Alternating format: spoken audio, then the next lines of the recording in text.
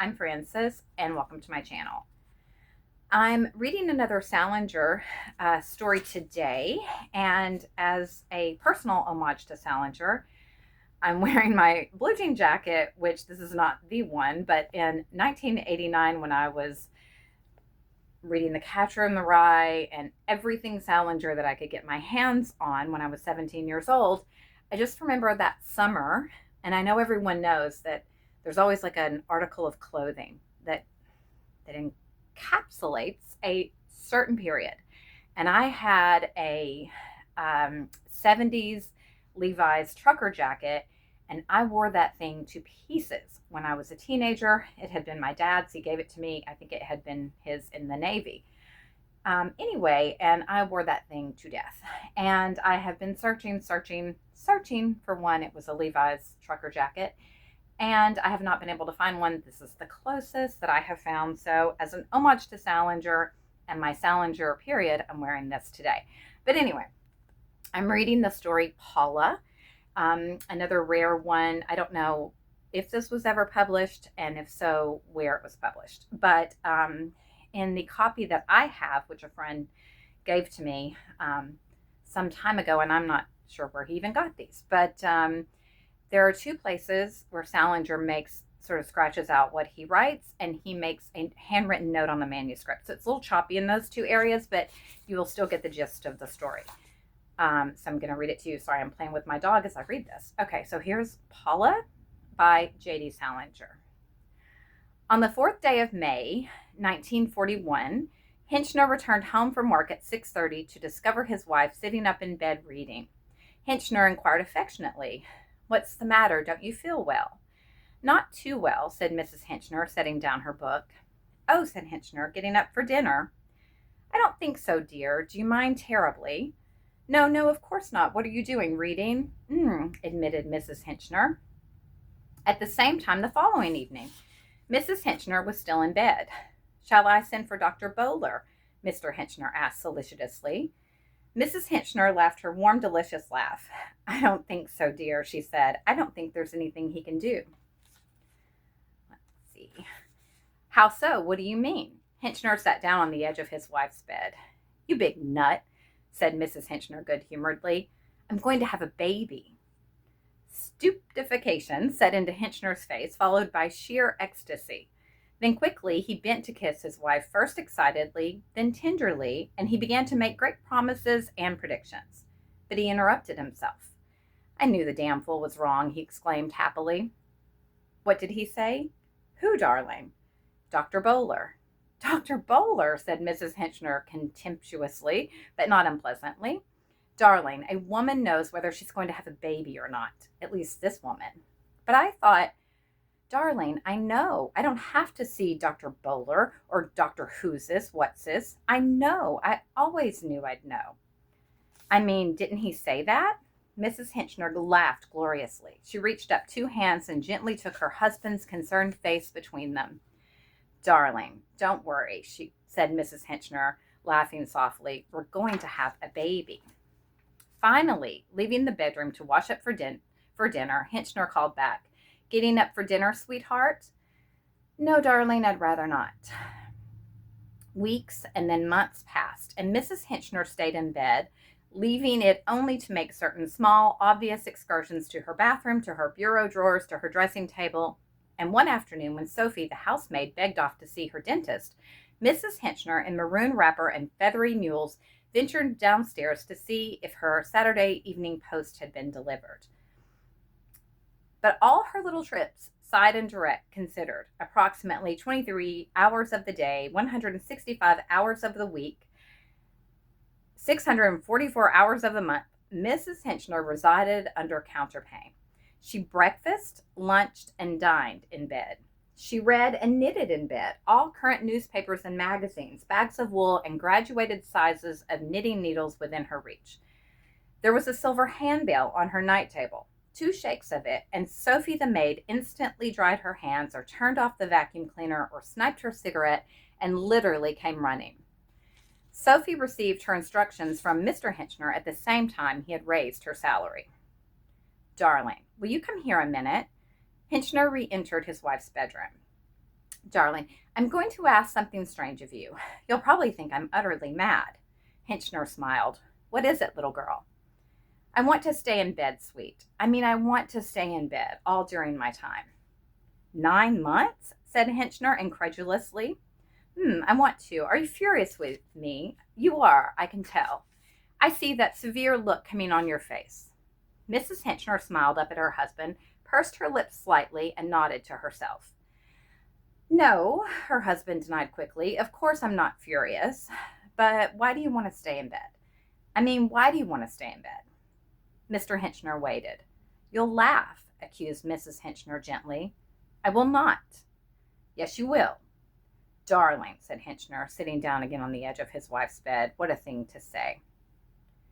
Mrs. Hinchner clasped her husband's hand, as though to say what she had to say required his proximate strength. Mrs. Hinchner spoke slowly, her voice cool and brave, and yet Hinchner detected a very faint note of fear. I so desperately want our baby born safely, darling. I'm afraid of falling. I'm afraid of 1,000 things. Mrs. Hinchner paused, suddenly squeezed her husband's hand as though some sharp, horrible image had come to frighten her mind's eye.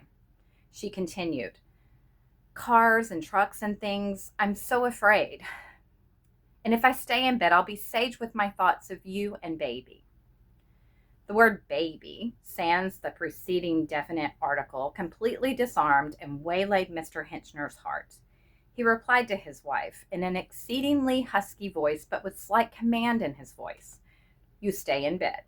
You just stay in bed as long as you like. Mrs. Hinchner's reply, despite its brevity, seemed to identify Mr. Hinchner's immortality. Darling, she pronounced simply. Mr. Hinchner patted his wife's hand and repeated, You just stay in bed as long as you like. They seemed to share a moment of profoundest silence. Mrs. Hinchner broke it, but apparently only with great reluctance. Darling, there's just one other thing. Don't tell anybody. Don't tell anybody that I'm in bed. Say I've gone back to New York to stay with my sister. Say my sister's sick. But why? Hinchner inquired gently. They'll laugh, said Mrs. Hinchner simply. They'll all laugh. I know it. No, they won't, Hinchner denied belligerently. They will. I know they will, said his wife thoughtfully. Ruth Simpkins would. I can just hear her laughing at me. That fool woman, dismissed Hinchner. Yes, darling, but she'd laugh. They all would. I know it.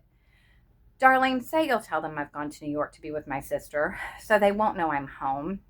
You can make believe you're coming to visit me weekends. You can go drive to the Cape and go fishing. You can go fishing. Sophie can do the marketing. Mr. Hinchner was a little startled. Mrs. Hinchner's cool, lovely voice had begun to take on excitement. It was strangely unbecoming. Hinchner found and abruptly held up the hand Mrs. Hinchner wasn't holding. Wait a minute. Now, Mr. Hinchner held up a hand, mock traffic cop style. Whoa there, Nellie. He was a little startled. Mrs. Hinchner's cool, lovely voice had begun to take on excitement. It was strangely unbecoming. Abruptly, Mrs. Hinchner removed her hand from her husband's. She neither wrenched it away nor slipped it away. She merely removed it. You are laughing at me too, she said dully. Hinchner was frightened. No, honey, he swore to her. No, I'm not. I'll do anything you say, little girl. Quietly, Hinchner reclaimed his wife's hand. No, little girl. He swore to Mrs. Hinchner's sudden profile. She turned to him slowly. Hinchner waited for exoneration, almost frantically for some look, some word of exoneration. Mrs. Hinchner's face conveyed nothing. She looked at her husband, yet beyond him. We'll have it just the way you want it, Hinchner said. Just the way you want it. Mrs. Hinchner's eyes gentled into focus. I knew you'd understand, she said. Almost every weekend, Mr. Hinchner went fishing off Cape Cod. It usually seemed that he had enjoyed his weekend immensely. For late Sunday nights, when he stomped in his wife's bedroom to let her peek under soggy newspapers at his catch, Hinchner's face, under the waddy little light of Mrs. Hinchner's bed lamp, was a happy one. But it takes 5 weekdays to make a weekend. Hinchner was a very poor liar, but fortunately little enough skill was required of him. No one in Otisville doubted that Mrs. Henchner had gone to Akron, Ohio, to be with her sick sister. So when Henchner, with awkward gravity, reported his sister-in-law's condition as better, or not much better, or they can't tell yet, the usual reply to him was, "It all takes time," or "Send Paula out, love." With practice, Henchner's line improved. He learned in time that he felt surer of himself when he chuckled out his lies, rather than when he delivered them gravely. "Guess I'll have to get a new wife," Henchner innovated one day with a chuckle. "Why don't you wait till the new models come out?" suggested Bud Montrose. Henchner immediately pirated Bud Montrose's wit, and the standard Henchner chuckle lie then sounded in full. "Guess I'll have to get me a new wife," chuckle. "Waiting for the new models to come out," chuckle, chuckle.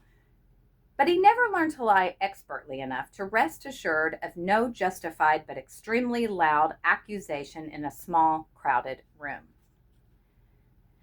Evenings, the Henchners usually played 7 or 8 11-point games of casino.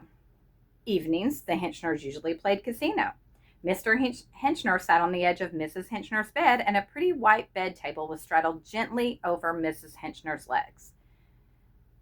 Evening, after Henchner had eaten alone in the dining room, he rejoined his wife, and usually they played several games of casino. Mr. Henchner would sit on the edge of Mrs. Henchner's bed, and a pretty white bed table was straddled gently over Mrs. Henchner's legs.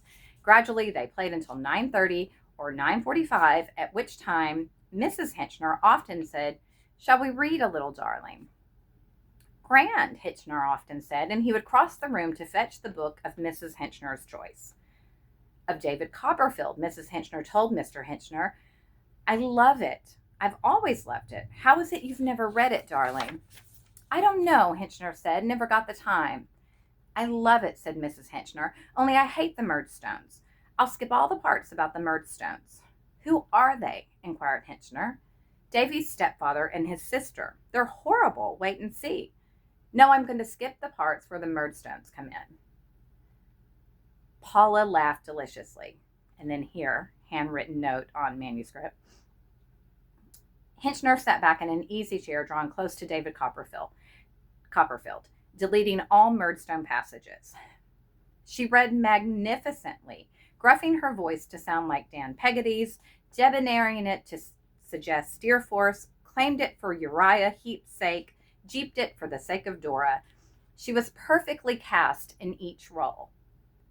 At midnight, usually, Mrs. Henchner stopped reading. She closed the book and smiled at Mr. Henchner. "Tired?" he'd say quickly. "A little, darling." "You go to sleep then. That's enough reading for tonight. Did you enjoy it?" "Swell book. Get under the covers now. I'll tuck you in." Henchner slept in the guest room all during these months. And then here, another crossed out note on the manuscript. Ruth and Carl Perkins were at Emily and Bud Edmondson's. At first, while Bud talked Perkins constantly, At first, while Bud talked Perkins constantly and rummaged a hand through a bowl of assorted nuts, singling out the pistachios. Then Carl Perkins suddenly stopped eating altogether. He came here last Saturday night. Emily and I had just come in from the movies, and I had, again, handwritten note in manuscript, see Frank's car parked in the driveway. I pulled up behind it, threw on my night lights, and went around to see what was what. Frank was sitting in his car. "Frank," I said, "what are you doing here?" "I have to see you." "Well, come on inside," I said. We went inside. He wouldn't let me take his overcoat from him. He said he wanted to see me alone, and so Emily went upstairs. And Frank and I sat down in the living room. He still didn't take off his coat. "I drove up to your place on Tuesday," I said to him. "How come your phone's disconnected?" "Why wouldn't the maid let me in? What's going on anyway?" "What the hell? I'm his partner. I had a right to ask where he'd been when he hadn't shown up for work all week. Know what I mean?" Frank sat there as though he hadn't really come to say anything to me. It was more as though he'd come to stare at the piano. He looked like hell. I think the reason he didn't take off his coat was because he didn't have any jacket on underneath. I could see anyway that he didn't have any necktie on. "Is something wrong with Paula?" I said. "Did you hear some bad news about her sister or something?" "She doesn't have any sister," Frank said.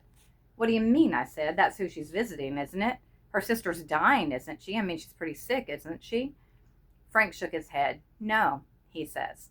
Paula's home all the time. She's been home in bed to have a baby. She didn't want to walk around and get run over when she was going to have a baby, so she stayed home in bed. How long has she been in bed? I asked him. I don't know, Frank said. 10 months. She's been gone over a year, I told him. I tell you, she didn't go anyplace, Frank said. She's been out of bed 2 months. She's been in her room with the door locked. With the door locked, I said. Did she have the baby? She says so, Frank said. She says she did. I don't know.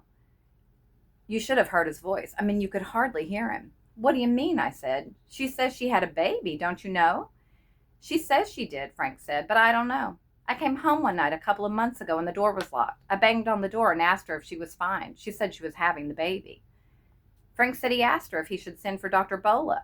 Paula said no, that she didn't need any doctor. Frank asked her if she was in any pain.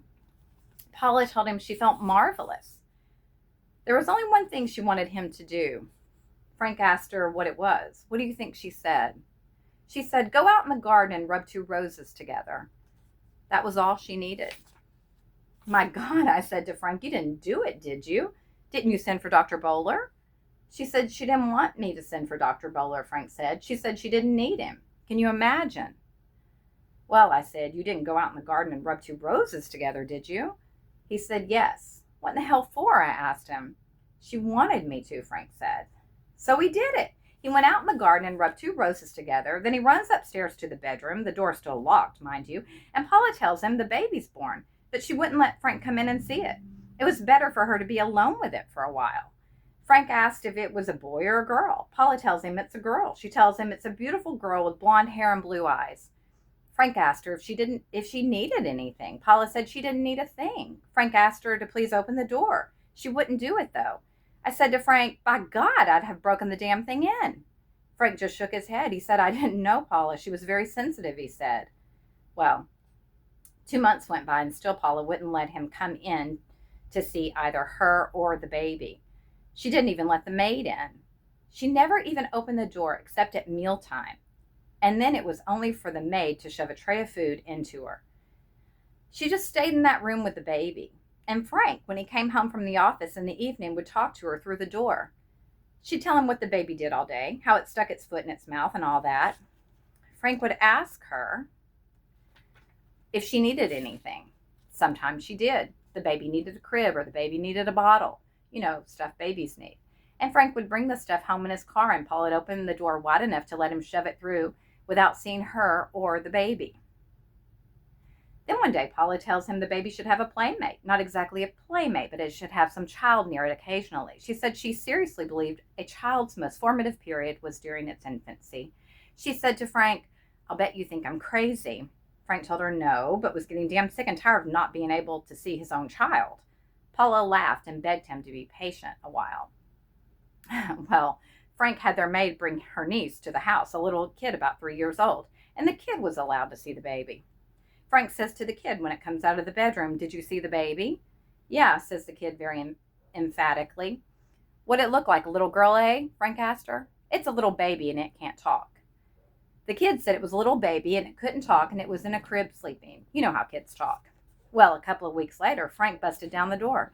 I tell you, you won't believe it. Paula was in the crib. Frank said she had her leg pulled up so that her knees were kind of jamming her in the chin. She had her hair fixed like little kids wear their hair, and she had it tied with this big red ribbon. Except for that ribbon, she didn't have a stitch of clothes on, not a stitch. Naked as a baby. What do you think she says to Frank? She says, pulling the blanket over her, I think you're mean. I think you're the meanest man I've ever met. She made him get out of the room. Then he came over to our place. He was at our place just sitting in the room. I told him he ought to go away. I told him he and Paula needed a good long vacation. I've got a postcard from them today. Emily, what'd you do with the postcard? The Hinchners went to Florida. Hinchner became horrible violent in the lobby of the Plaza Hotel. The assistant manager and a big colored elevator boy held him down. He was removed to the Lakewood home. Paula returned to Otisville and several months later resumed her work as a librarian. She's still there today, doing a brilliant job of it. The end.